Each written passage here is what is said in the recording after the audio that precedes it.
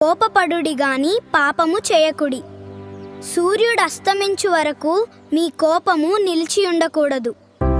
ఎవడైనను తన ఇంటివారిని ఏలనేరకపోయిన ఎడల అతడు దేవుని సంఘమును ఎలాగు పాలించును?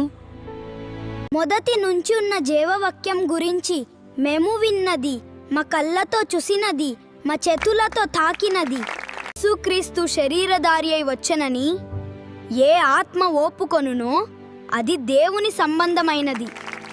ధనాపేక్ష లేనివారై మీకు కలిగిన వాటితో తృప్తి పొందియుండుడి. నిన్ను ఏ మాత్రమును విడువను. దురాశ గర్భము ధరించి పాపమును కనగా పాపము పరిపక్వమై మరణమును కనును.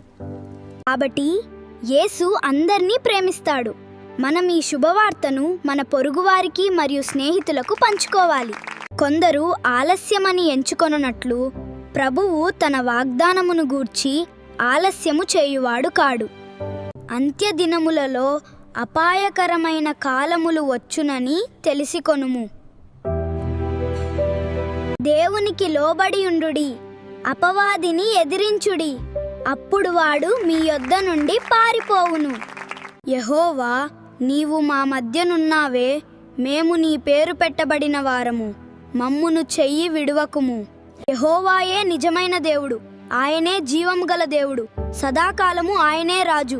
ఆయన ఉగ్రతకు భూమి కంపించును. మనము శ్రమను అనుభవింపవలసి ఉన్నదని మీతో ముందుగా చెప్పితిమి కదా, అలాగే జరిగినది. ఇది మీకును తెలియను. మనుష్యులను సంతోషపెట్టువారము కాక మన హృదయములను పరీక్షించు దేవునినే సంతోషపెట్టువారమై బోధించుచున్నాము.